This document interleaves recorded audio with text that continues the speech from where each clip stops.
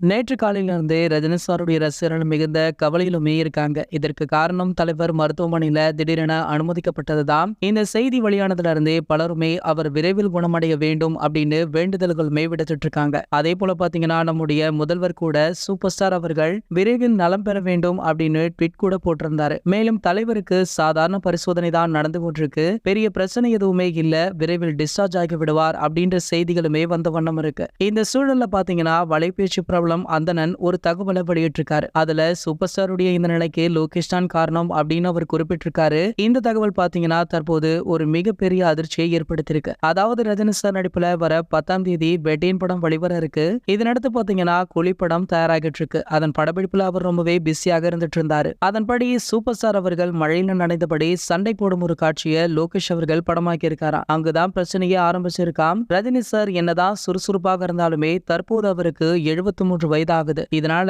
சாதாரணமாகவே சில உடல்நல பிரச்சனைகள் வரும். அதன்படி பாத்தீங்கன்னா மழை காட்சி தான் அவருடைய உடல்நல குறைவிற்கு முக்கிய காரணமாக இருந்திருக்கு. இத்தனைக்குமே குளிர்ந்த நீர் வேண்டாம் அப்படின்னு வெதுப்பான நீரை வைத்துதான் காட்சியை லோகேஷ் அவர்கள் படமாக்கி இருக்காரு. இருந்தாலுமே ரஜினி சாருக்கு அது ஒத்துக்கொள்ளவில்லை அப்படின்ற தகவலை அந்தணன் அவர்கள் தெரிவிச்சிருக்காரு. இதனடுத்து பாத்தீங்கன்னா தற்போது லோகேஷ் அவர்கள் பிரஸ் மீட் வைத்து இதற்கு விளக்கம் கொடுக்க உள்ளார் அப்படின்ற தகவலுமே தற்போது கிடைச்சிருக்கு. இது போன்ற தலைவரை பற்றி வெளியாகிற அனைத்து செய்திகளுமே நீங்கள் உடனே தெரிஞ்சுக்க நம்மளுடைய சினிமா கொட்டா அப்படின்ற நம்ம சேனலை சப்ஸ்கிரைப் பண்ணிக்கோங்க.